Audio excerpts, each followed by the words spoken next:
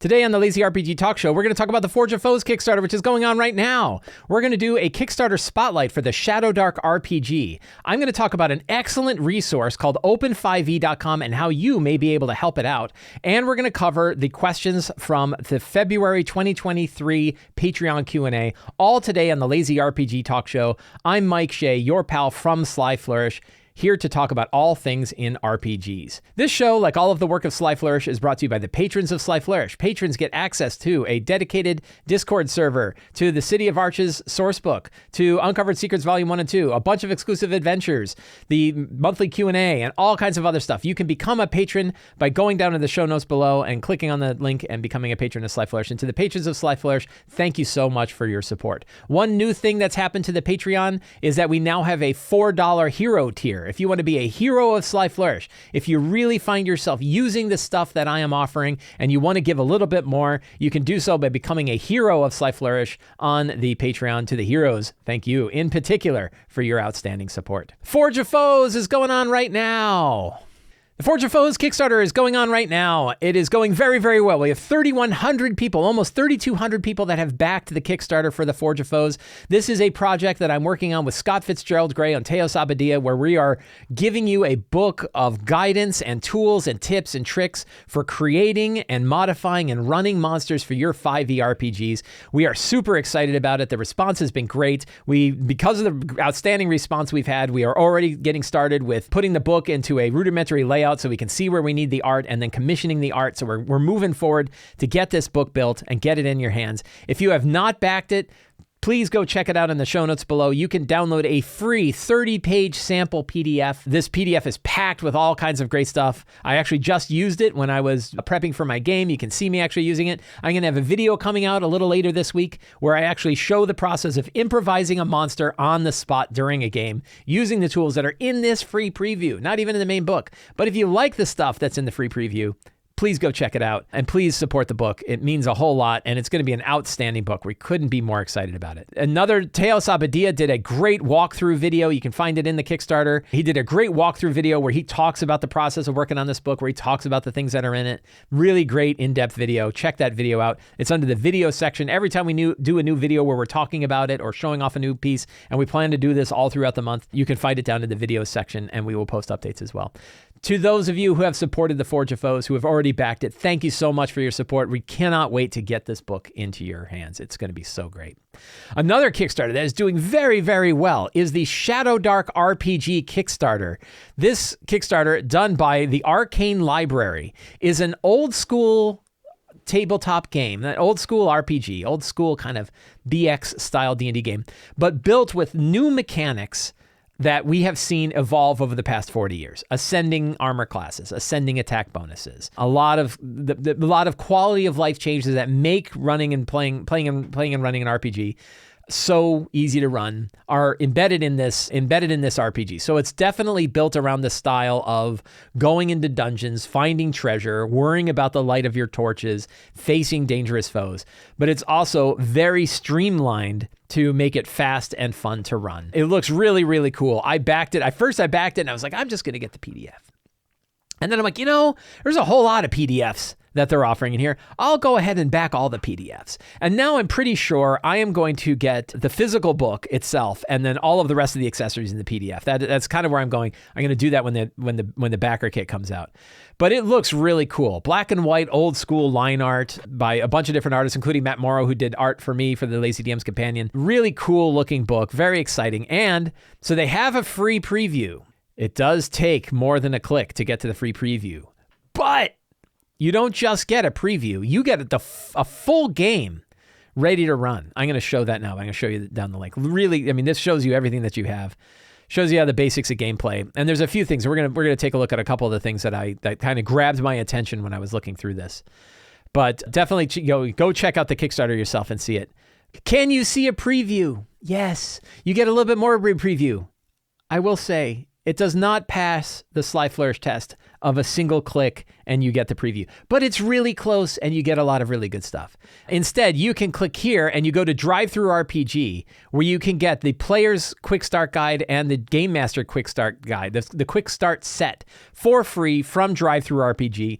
That's pretty good. Most everybody has a Drive-Thru RPG account. It's 2 or 3 clicks, but it's also not just, hey, here's 13 pages that show you what this is about. It is 68 page, 2 different 68-page guides, one for game masters, one for players. That's really like the equivalent of what you would get in a box set. It definitely has that kind of old school feel to it. This is the player's guide. There's 2. There's a player quick start guide and a GM quick start guide.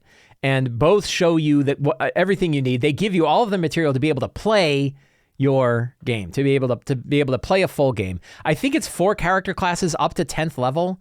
Kelsey Dion is the designer of all this. Kelsey, I had not really been familiar. A lot of other people were familiar with Arcane Library. I wasn't until the OGL fiasco occurred. And Kelsey had done a video that got passed around among my circles of like, check out this video of somebody.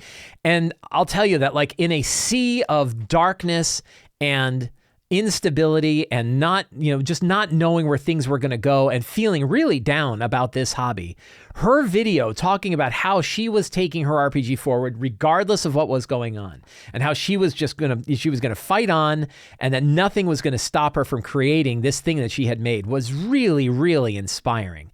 And, I've been in this industry for a while, and I needed that inspiration. I needed somebody to really just say, F it. We're just going to keep going. We're going to keep making stuff. And I shared that video a lot. I really found it inspirational. And then I went to the Arcane Library and started buying up all of her PDFs because I was like, this is really good stuff. And I think she had a package deal of a big ton of PDFs. I haven't even had a chance to really dig through them. I've heard they are fantastic adventures that are written, and she talks about this, that they're written very much to be GM-friendly adventures. And I presume a lot of the work that she's going to put in Shadowdark very much fits that support. So you have different classes: fighter, priest, thief, and wizard. I think they go up to 10th level in the sample. This is just the sample. This isn't the main book that's coming out. Lots of use of random tables. So if you're familiar with a lot of the random table use that you see with things like Raging Swan or Old School Essentials, you'll see a very similar style for this. Different ancestries: dwarf, goblin, elf, halfling, human, half-orc, and what you get with that. And I think the level ranges go up to 10. There's this interesting thing called talents, that at certain levels, instead of getting like a feat or a new feature like that, you roll on a list to get a talent. And you don't know what you're going to get. So your character is growing. In the description, it describes them, but all of them are awesome, but you don't know exactly which way your character is going to go. So it's a very interesting sort of random way of watching your character grow in a certain way, instead of doing all the character optimization, like pick all the ideal things. I think that's a really neat idea. I don't know how it plays out. I haven't run it myself to see how it plays out, but it looks really cool. Fancy and style spell casting. So all of the stuff that you want to have to describe how for a player, and it's nothing. So you can send this PDF to your players, or you can send them to the $, or the $0, so they can go add it to their Drive-Thru RPG library, and they can take a look at everything they need to be able to play it if you want to run it. So if this style of play, the kind of old school dungeon delving, burning torches running out, one of the features of the game is that nobody can see in the dark, and your torchlight is based on actual in-game worlds. So your torchlight is running out while the game is being played, not by an in-game timer. That's one interesting feature to it. So if you want that sort of real old school style of like the equipment that you're carrying and the torches burning out is a big effect on what could happen to you in this game and in the world, then this definitely fits that style. Another interesting thing that it uses an abstract distance system. I love abstract distances rather than fixed square distances. I think it's just much faster and much more fun and much more focused on the action. So they definitely use abstract distances for this, which I really like. The other thing is that you're always in initiative order. You're sort of always in a turn order. And during your turn, you can move and take an action. It doesn't matter whether you're exploring. It doesn't matter whether you're in combat. I presume it doesn't matter even if you're in role-playing. You still kind of go around the table. And the initiative is around the table. You pick somebody and you go around the table. It's not, you don't have an initiative order that you're rolling and stacking up at different things. It's always going around the table. I use that often as for speed in my own D&D games, and I think that really works. So of the previews, 68 pages, one for the player and then one for the the Game Master. The Game Master has all kinds of tables, tips, and tricks for getting a game up and running. It also has a big pile of monsters, and it includes an adventure. So you can take a look at like what a monster stat block looks like. AC 14, hit points 34, 2 attacks, great axe plus 6, 1d10, and horns plus 1d6, 1d12. The hit points are very low. Damage is also very low. So instead of having all the damage and hit points scaling up all the time, monsters always stay dangerous. And at low levels, you can even face more dangerous monsters because they won't necessarily kill you all in one place. So, very, very abbreviated stat blocks, which I think is very cool. It kind of leads towards the speed of this game. So if you are digging an old school style adventure, old school style RPG system, I would definitely check out the Shadowdark RPG. It's making a lot of press, a lot of people are paying a lot of attention to it. Looks really cool. A lot of different options if you want to get in. You want to just get in for the PDF, you can do so. If you want to check out the free preview that I showed, check out the free preview. See if it's the kind of game that you'd be interested in, then see if you're going to back it. Looks really good. I'm excited to get the physical version of the book. I'm excited to get all the PDFs when they're ready. My understanding is that all of them are written and have already been through all the layouts, so that at the end of the campaign, the digital versions of these will be released. It's not going to be a year before all of the stuff is released. That once you back the Kickstarter, once the Kickstarter fulfills, you will get access to the books right away. So that is very cool. It's you're going to be able to grab this, play it, look at it. It looks really good. So check out the Shadowdark RPG. It looks really neat. I became aware of a tool a month ago or so. Apparently, people in my Discord server have been banging me over the head with it, and I had not been paying attention. But I actually noticed that Kobold Press was describing it in their book, saying if you want to find monster stat blocks, I think it was Empire of the Ghoul says, if you want to find the monster stat blocks that you can't find in your normal monster book, and you don't have the Monsters Compendium, or you don't have the Tome of Beasts or anything, go find it in Open5e. And I was like, that's really interesting. What's Open5e about? And then I started using it. I'm like, oh my God, this site is really, really useful. And if you're a nerd, it is really useful, and I'm going to show you why. So Open5e is a very lightweight website. It has no advertisement on it, and it has basically all of the material available under the 5e SRD. It was a little touch and go there during the OGL thing, but now that the OGL is not being touched, all of the material that's still there is continuing to be there. But not only does it include information from the 5e SRD, but from monsters, and I think from spells, I don't know about magic items, it also includes material that Kobold Press has released under the OGL as well. So for example, you go to your monsters, and it's loading, and you can say Darakul. And you can get all the Darakul monsters in here, Darakul Spy. You click it and you get the stat blocks for it. So it gives you nice, clean stat blocks for any of the monsters that you want. A really good thing to list. It does not have Strahd. Somebody said, does it have Strahd? Strahd's stat block is not available, but it does have like a Balor. So you can pull up the Balor. So any of the sources that got, and right now it has Tome of Beast 1, Tome of Beast 2, Creature Codex, and the 5e SRD. So a fair bit of stuff. And I was really enamored with this. But here's where the nerd part comes in. Not only are all the monsters available so that you can just go and search and link, and you could link it in your you could link it right into your notes if you want to do that. You could look it up on the fly, all perfectly free, all open, anything that's under the OGL. Same with spells. If you're like, I forget how Tiny Hut works. You can click on Tiny Hut and you can pull up the spell for Tiny Hut. Really easy. Everything in here is also available through a programmatic API, which means if you want to use it in some other tool, if you want to access the data or draw in the data or manipulate the data in some other way, you can hit their live API, and they have all of these API calls, and you can say, I want, for example, the monsters. You can not only pull the monster back in a nice HTML form that you can look at, you can also pull the entire monster stats in JSON. JSON, JavaScript Object Notation, is a way to transfer programmatic data from one system to another, which means that this allows somebody, like some nerd, to go and fetch all the monsters and then use them in another tool. And an example of the tool I'm using it in, and I pulled from, is the 5e Artisanal Monster Database, which I added to Notion, which means that in Notion, I have a database in here where I pulled the data from Open5e, and I can do my Darakul, my Ghoul Darakul, and I can open it up, and I've got the stat block because I was able to pull it from Open5e.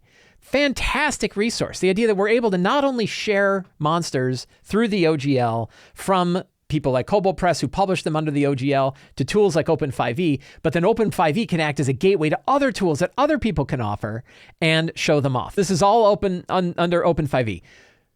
Here's how you can help. So Open5e, it's run by one guy, one dude. I had the opportunity to talk to him on Discord. I was like, what's going on? And the site was touch and go about whether or not he was going to keep it up and going, particularly with the OGL thing and whether or not it's even legal to do so. Was he at significant legal risk for keeping this up if the OGL was in fact deauthorized, being an online tool like this, one that clearly sort of has an overlap with the stuff that you find in D&D Beyond. So was he in danger? And luckily, that OGL thing kind of went away, but he's still one guy working a full-time job who's really too busy to keep the site up and running as much as he would like. So I asked him, what can you do to help? What can people do to help? He's not really looking for money. So he's not, he's a non-commercial dude, doesn't want to put ads on the site. So he's not, and money's not really the problem.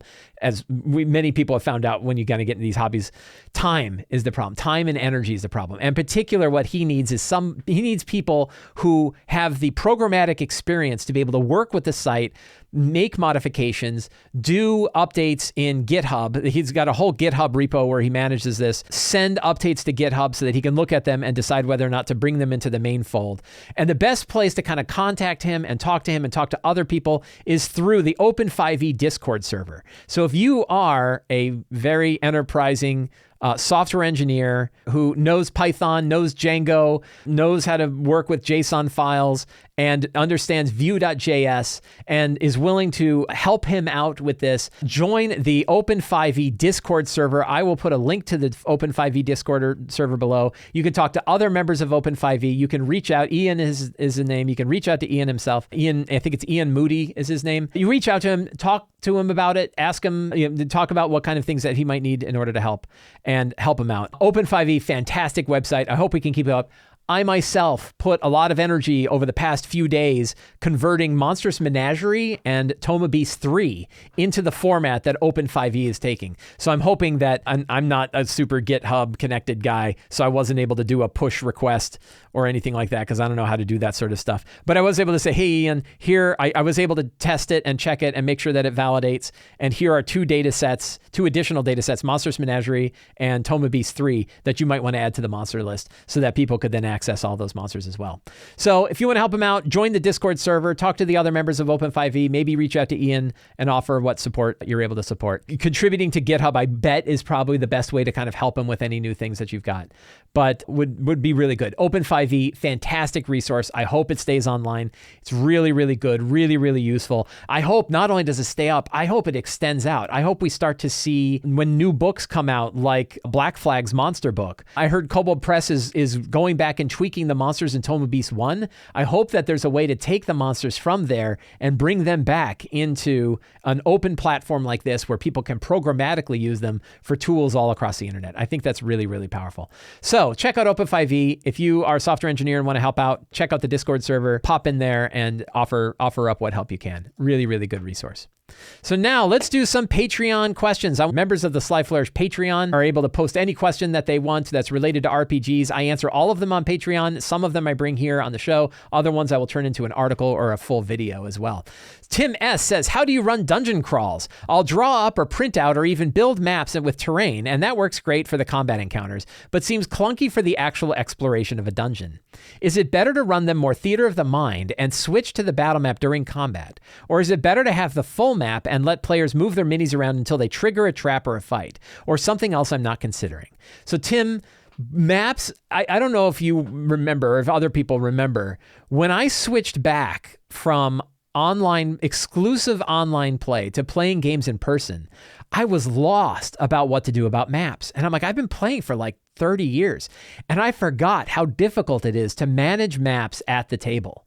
That when you're at a physical table, map management is just weird. There's not a great solution. I actually did some research asking like what kind of solutions to use for maps. And what I found is there wasn't any one clear winner, that lots of people do different things. Some people use a monitor, or either a large scale monitor or some kind of digital display to show a map. Other people just draw it out on either a wet erase or dry erase mat. I really found that drawing a map out on big sheets of gridded paper can work pretty well for sharing a map. But another trick is you can just sort of print maps on regular format paper and use the little handout version of the map to kind of show people roughly where they are on a situation. So it's very dependent. The whole thing about how to manage maps is very dependent on whether or not whether you're playing in person or whether you're playing online. If you're playing online, I think, something like Owlbear Rodeo, throw the whole map that you're exploring in Owlbear Rodeo and use the Fog of War. You don't have to put all the tokens on it, and you don't have to people move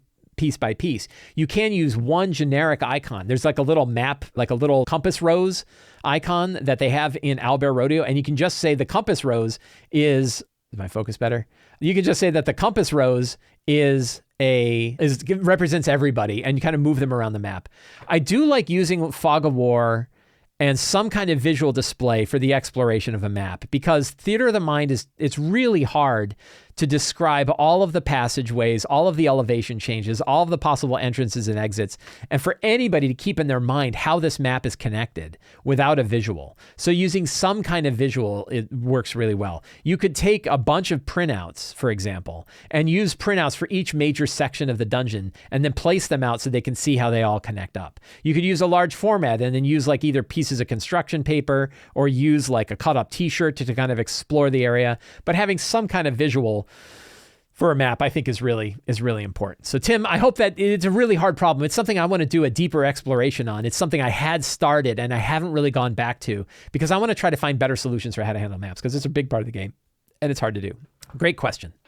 Elliot B says, due to recent events, I'll be GMing my first game of Pathfinder 2 soon. What advice do you have from the multiple systems you've run to prepare players for different experiences and to get rid of preconceived expectations they have from 5e? JC also asked a very similar question. With many D&D players looking at other systems, what tips do you have for learning a new system or test driving a new system? So I'm going to answer both of these. I'm going to answer both of these questions together. My number one trick is to bring your players into the process of learning the new system.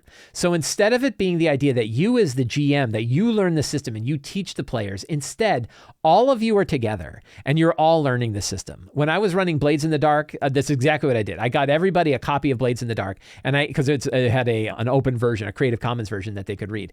And I asked them to study the system too. And some players are going to be more interested in studying the system than others, but you can rely on those players who are really interested in digging in. They can help you out a lot. They can help teach you some of the rules that you might not be remembering. That's true in any system. If you go to a new game world, the more your players know about the game world and read up on the game world, they can talk to you about the things that you might not have picked up. So work with the players to learn a system is probably number one.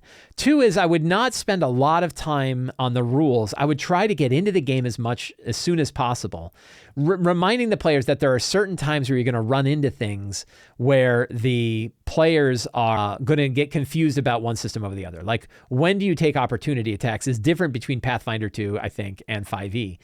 And so you might say, like, we're going to run into times like this, and it's important to remember that we're going to try to pay attention to the rules of the system we're learning.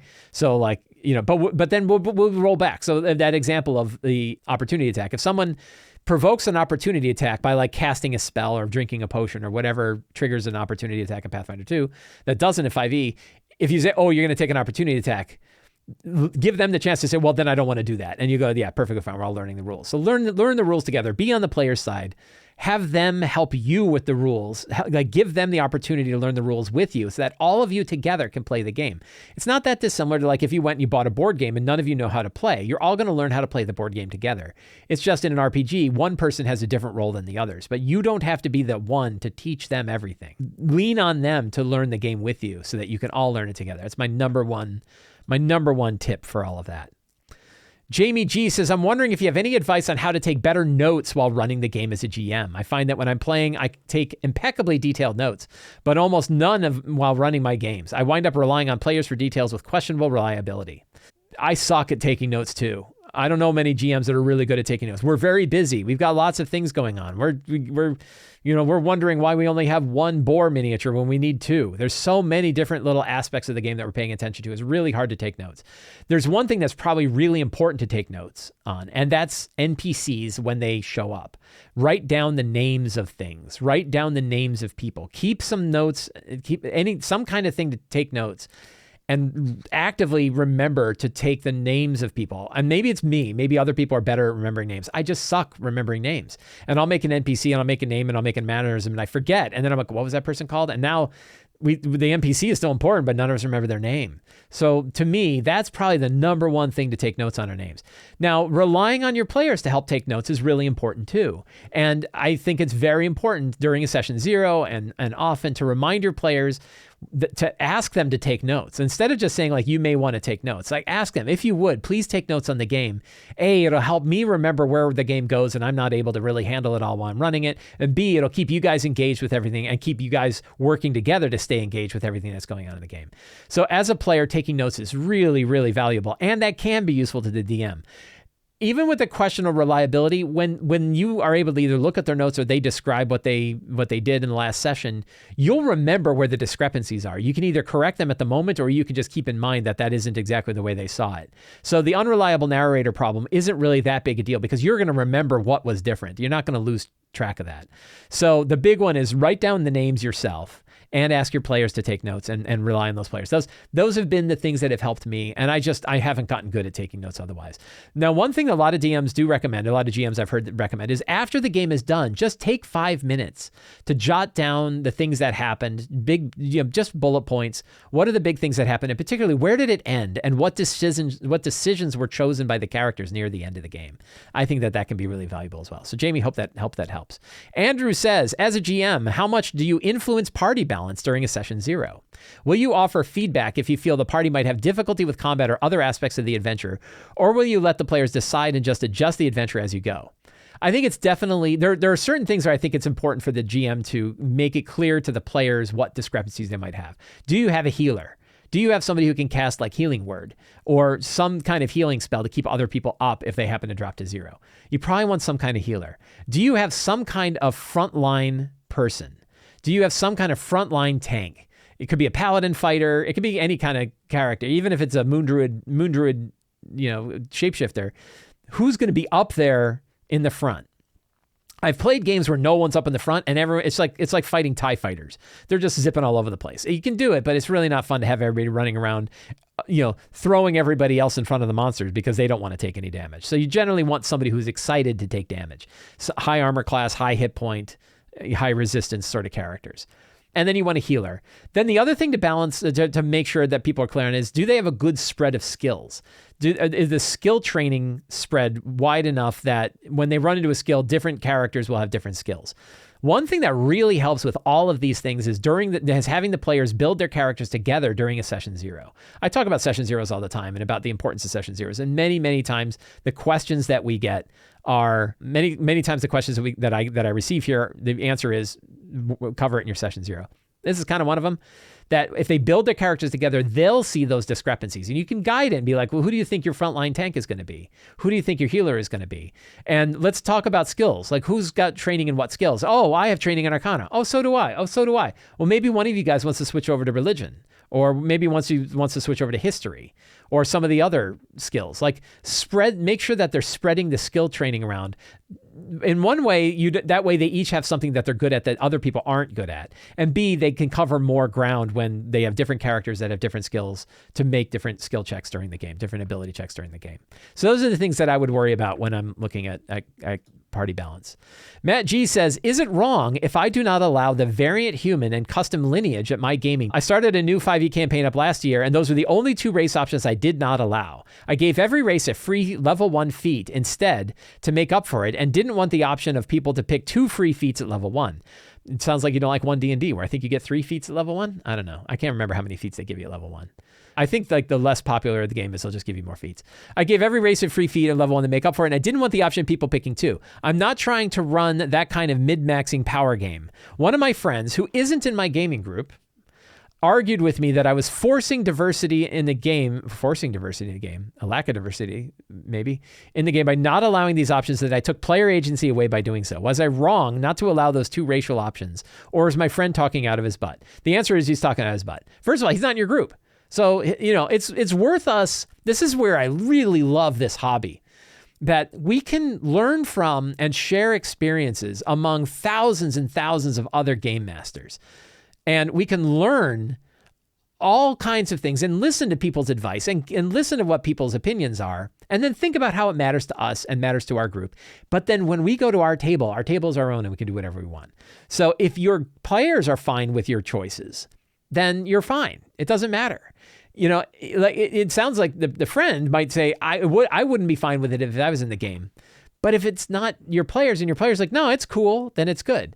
Now, the question of not offering custom lineage or variant human, one thing is you could offer those two things and just not give them an extra feat. Say, well, you already get a feat, so you can take that option, but you only get the one feat. You don't get two. And then if they're really interested, they'll go ahead and take that because it's a slight difference. It's not a major difference. It's basically the difference that one of the other species would have that they wouldn't, but it's a minor thing.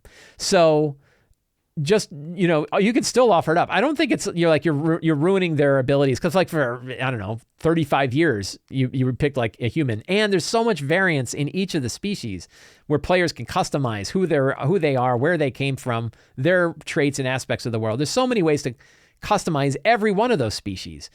You're not really limiting things by removing the one where people can make one up completely. Really, it comes down to like, is it somebody that's interested in gaming the mechanics? And if they're not interested in gaming the mechanics, they would be perfectly fine taking the variant human or the custom lineage and recognizing they only get one feat, even though everyone else also gets one feat. So I don't think it's a big deal. But that's one thing I want to offer. The other thing I want to offer is you're free to ignore any advice that you pick up from people that aren't in your game. Now, advice from the players in your game, maybe want to listen to more because it's their time. They're actually spending time running the game. Prodigal Ooze says, how do you accommodate players who have very specific ideas about their characters and aren't willing to deviate? One of my Icewind Dale players wants to be a barbarian who has a warlock patron-like relationship with an ancestral or beast spirit. Official path TBD. She wants to have frequent conversations with this spirit and have it share meta-knowledge about the world. She also wants it to be a prominent part of her character development. While I think having a genie in a bottle, spirit, and voice in your head is interesting, and there are elements of the adventure that I can massage to fit, having constantly remember to talk to her as a spirit is not fun for me and makes me feel pigeonholed creatively, because she has both such a fixed idea about what this relationship should be. Is there a way we can both have fun? It's a little tough. It sounds like there's a couple of different things going on here.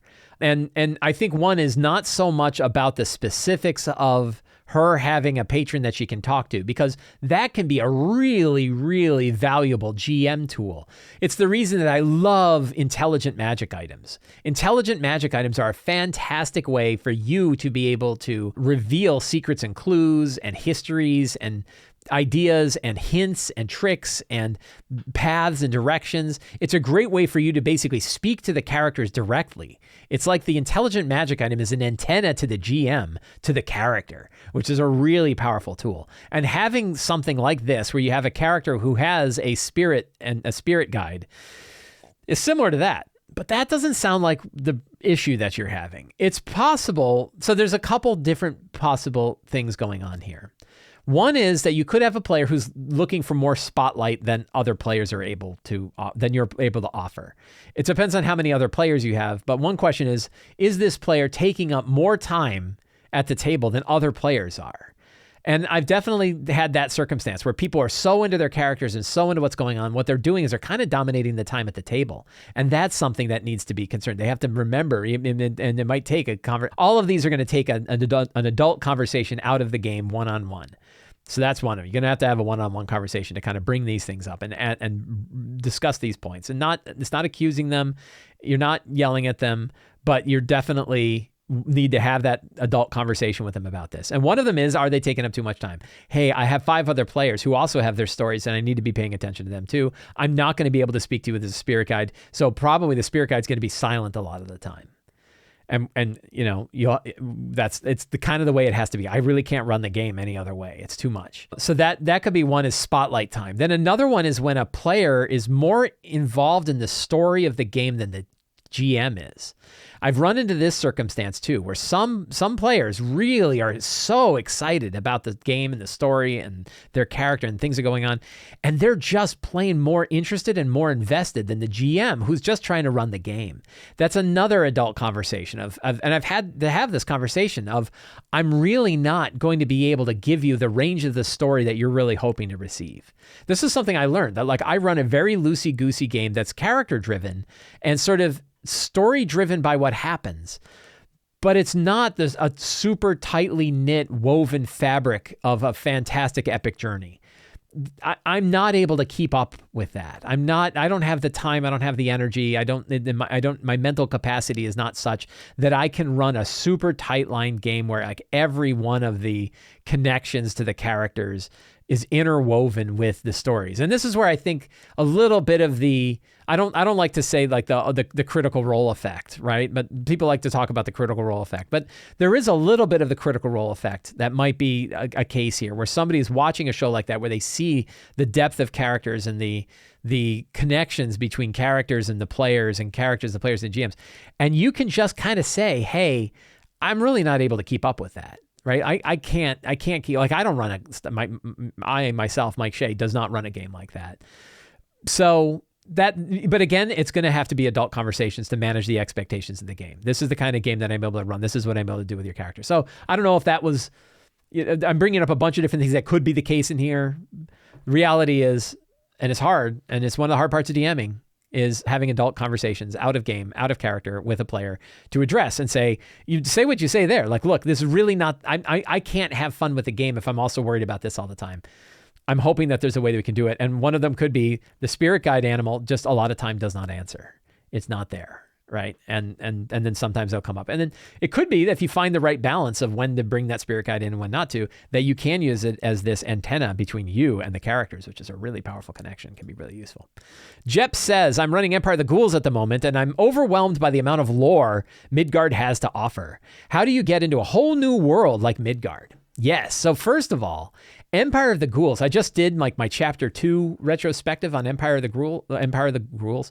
It's about food, about nasty food. Empire of the Ghouls. And Empire of the Ghouls is really written to be a showcase of Midgard. So of the campaign adventures you're running, that one, more than most, are really going to push you to learn about the world and to show that world to the players, because you travel thousands and thousands of miles from the far north to the far south in this game, including going through the Shadow Roads and learning everything about the Shadow Realm. It's a demanding adventure to show off the world.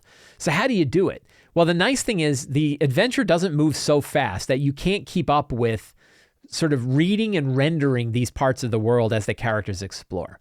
The example is chapter 1 is all set in Zobek. There's a great book, Zobek Clockwork City, which just came out, which is a great big source book about Zobek.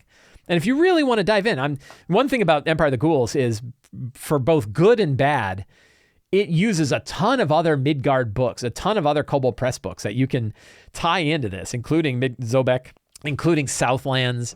There's a lot of different books, including Book of Ebb and Tides. So you can kind of decide how much or how little you want to dive into like other source books. Really, I would say that you will get the most out of Empire of the Ghouls if you partner it with the Midgard World Book. And I don't think you need more than the Midgard World Book, unless you want to. And if you want to, then you can expand even further by picking up books like the Zobek Clockwork City, by picking up the Southlands book, by picking up these other books that cover other regions that the adventure covers.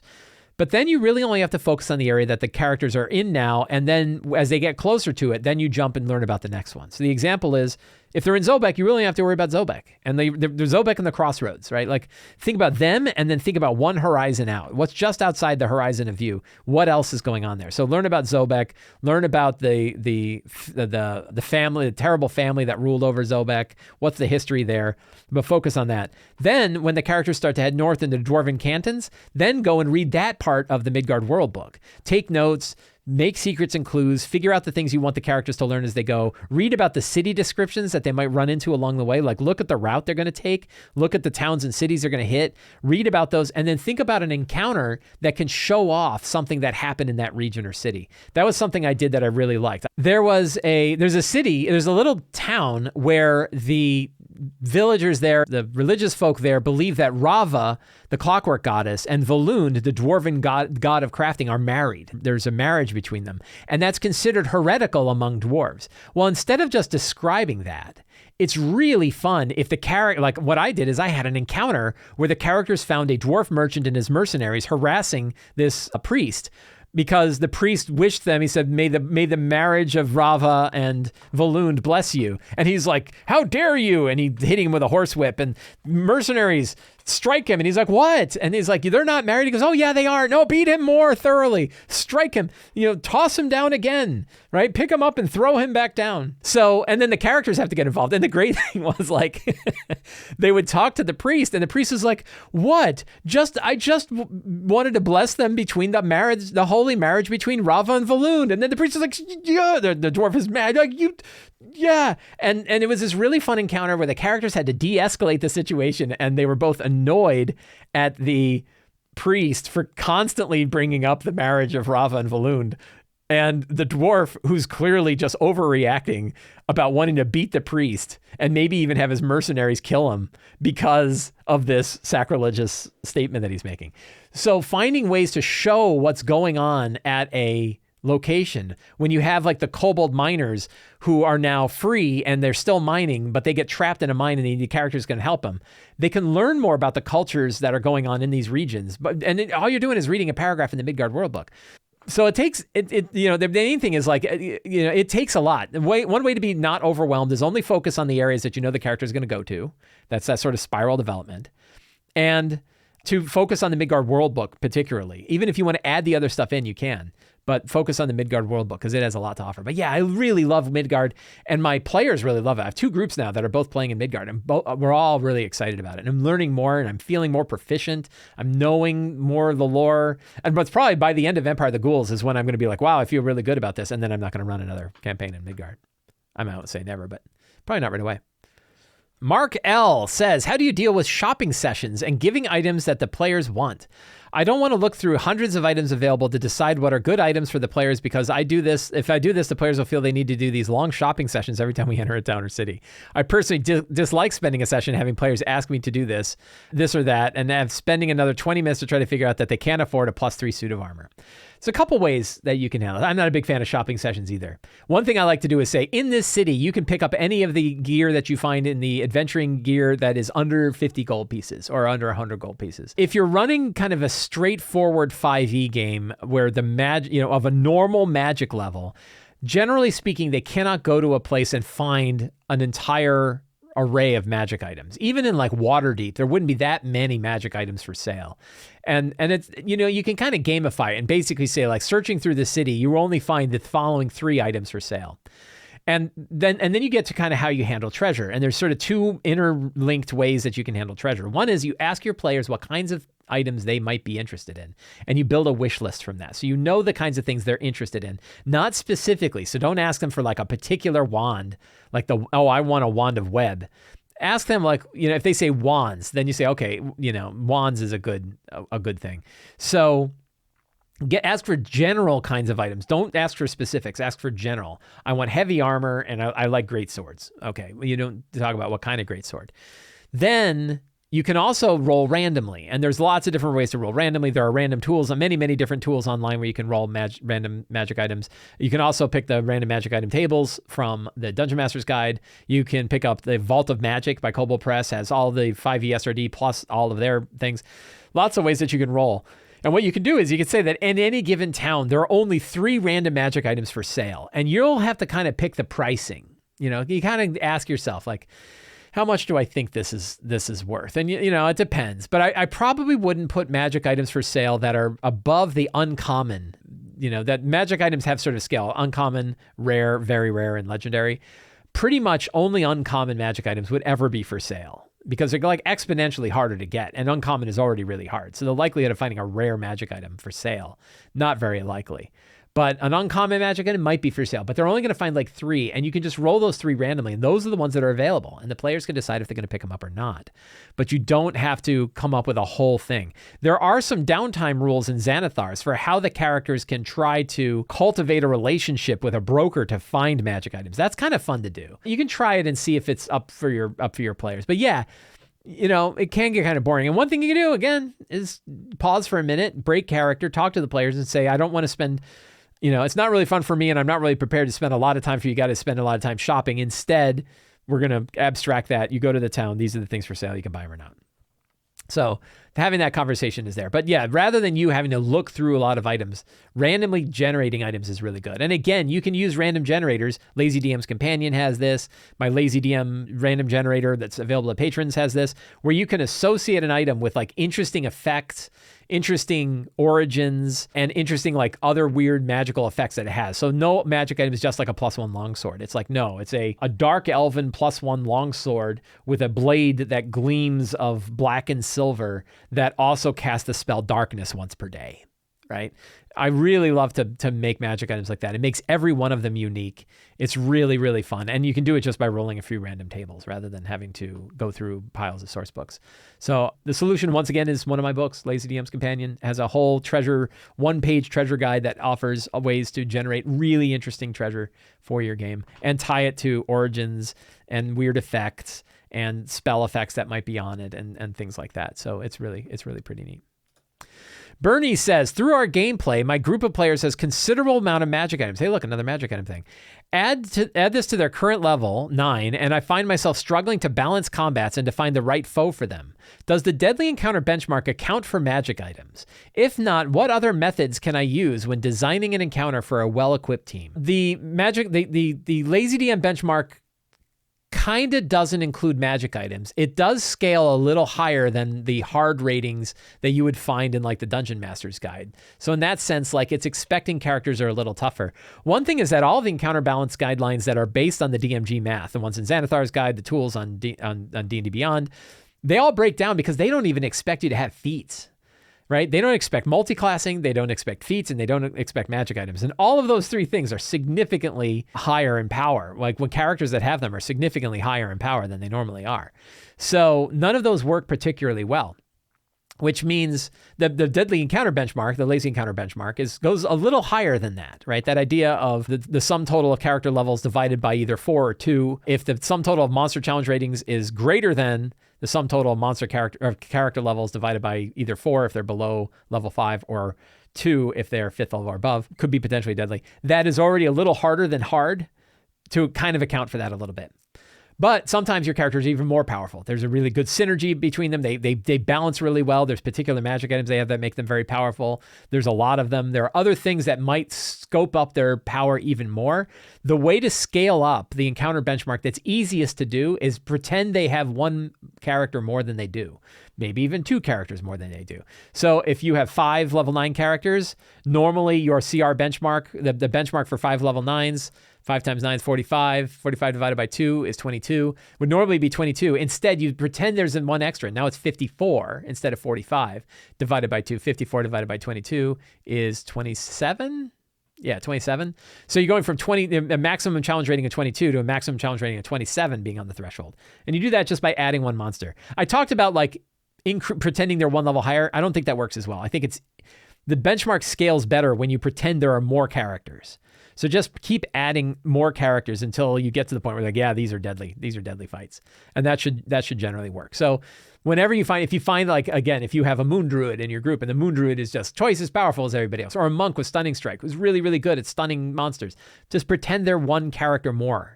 Pretend there's one extra character than there are. And that, boom, they'll keep notching the damage up. And the nice thing about adding characters instead of adding levels is you don't have these weird jumps when you cross over 4 to 5 or 10 to 11 or 16 to 17 and stuff like that. Bernie, I hope that helps. McCracken P says, how would you adapt the 8 steps of the Lazy DM to a Call of Cthulhu Delta Green game? If it helps you answer, I'm using the Gumshoe system. You've done a good job making the steps system neutral, but admit that they work best for fantasy RPGs.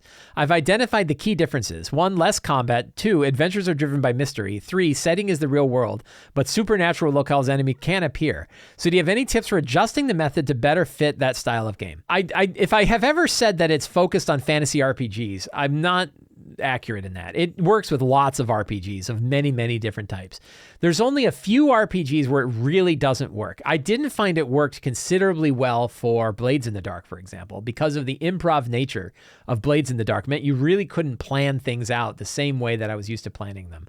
But almost every other role-playing game I've played, the 8 steps still work. Now, there's slight modifications that you might make to some of these 8 steps. I'm not familiar with Call of Cthulhu. I know what Call of Cthulhu is, but I've not played many Call of Cthulhu games. I've not played Delta Green, but I've played Night's Black Agents, which is a Gumshoe-based system. I love Gumshoe, by the way. It's a really, really fun system. Looking at a Night's Black Agents game, I could see that you look at the 8 steps, and let's look at it. Let's put Night's Black Agents on one side and look at the 8 steps. And you're planning your Night's Black Agents game. Which steps work and which ones don't? There's only a couple that I think need any modification. Looking at the characters, understanding the characters, understanding their motivations, understanding what their role is, what drive they have, what motivates them. That's all still really important in any RPG you're going to play. So the characters are brilliant. So that step 1, really important. You have the strong start. And again, any game you're running, you probably want to start off the game with a bang. You want to go in media res. You want to show the characters what the game is about. You want to drive them forward. So having a strong start, again, doesn't matter if you're playing Night's Black Agents, or I presume Call of Cthulhu or Delta Green. What's the strong start that's bringing the characters into the story that's getting them started? That seems important whatever RPG you're going to play. What scenes might occur? Pretty much any RPG is going to have scenes. You're going to want to have an idea of what kind of scenes might happen, even if they don't all happen, even if they're not a linear set of scenes, but they're actually a networked set of scenes. You can still keep track of, like, these are the scenes that might occur. You want to be generally ready to switch to one of these scenes when they come up. Secrets and clues. Adventures are driven by mystery. So your adventures are driven by mystery. Well, the one thing that really helps with mystery is what are the secrets and clues the characters can discover that will unravel the mystery. And the secrets and clues section works really well, again, whether you're doing a combat-focused D&D game or you're doing a game of investigation, Call of Cthulhu, a weird investigation game. You still want to know what those secrets are. In fact, you might put more energy into those secrets. Maybe you don't just do 10, maybe you do 20 because you don't know which ones they're going to find. You don't know where you're going to find them. But that idea of abstracting those really matter. So secrets and clues really work. NPCs, of course, that really works. Locations, fantastic locations. You still have to have places where the scenes take place. And it's still important to make those scenes, those locations interesting and unique. And even if they're not fantasy, still fantastic. Like weird temples to the old gods, right? Or a cool weapons factory or a vampire grotto. You're still going to want to know what those locations are like. And I think that can still be important. The one step that I think could, and so monsters could change a little bit. Instead of monsters, it might be antagonists. It might be villains. Maybe it's still, it's whoever's going against the characters. And maybe those are just NPCs. And maybe you don't need the monster section because you don't need to identify them. Maybe they don't have stat blocks the same way, but often they do. And I bet you, like, having a list of the kind of opponents that they're facing, probably not that unuseful. Treasure and rewards instead might be MacGuffins. So these might be the objects that matter in the game. It's the weird idol, or it's the secret plans that we're trying to steal, or it's the vampire's coffin that we're trying to destroy. What are the specific items that matter to the game and the adventure? Could be just as important whether you're playing a D&D game or you're playing a Gumshoe game or anything like that. It might not be treasure in the sense that it's magic items that give you power to the character. It might instead be, what are the items? You can think of them the same way as locations, right? What are these physical items? The Staff of Ra, the headpiece, the Ark of the Covenant. These are objects that matter that you want to keep track of and be like, where are they? What do they mean? Where do they move to? And how do I make sure that the characters know that they have to go find these things in order for the game to progress? So I really think that if you look at the 8 steps and modify them only slightly, they fit most RPGs. I think they work with most RPGs. There are some RPGs where the structure of the RPG just doesn't play the same way. The way the game plays doesn't play the same way. And those are ones where you either are going to eliminate a bunch of steps or come up with all new steps, or maybe you don't have any steps at all. But I think for the Gumshoe games I've seen, I bet you that the 8 steps work pretty well for a Gumshoe game with only slight differences in how you approach. But that's one of the things that I think makes the 8 steps really powerful, is that it does support. I'm very happy about how it transitioned from in-game play to online play, and that you can still use the 8 steps. I was lucky, right? I'm lucky that worked out. So I likewise think that it can transcend different game systems as well. And I know it has because I've used it. I've used it for other game systems. Friends, I want to thank you all for spending time with me to talk about all things in role-playing games. If you like this show and you want more stuff like this, please consider subscribing to the Sly Flourish newsletter, where you'll get a free adventure generator PDF and a weekly RPG-related email sent directly to your inbox. You can also become a patron of Sly Flourish. Patrons get access to all kinds of exclusive material, access to the Sly Flourish Discord server, the City of Arches sourcebook, uncovered secrets Secrets 1 and 2, a bunch of adventures, look at all kinds of early previews and things, but generally just helping me out. We now have a new hero tier for patrons. If you want to really give back, if you feel like you're really getting a lot of value out of the things that I provide, you can join at the hero tier and really help support everything that I do. And finally, you can pick up any of my books at the Sly Flourish bookstore, including Return of the Lazy Dungeon Master, the Lazy DM's Workbook, and the Lazy DM's Companion. Thank you all so much. Have a great day, and get out there and play an RPG.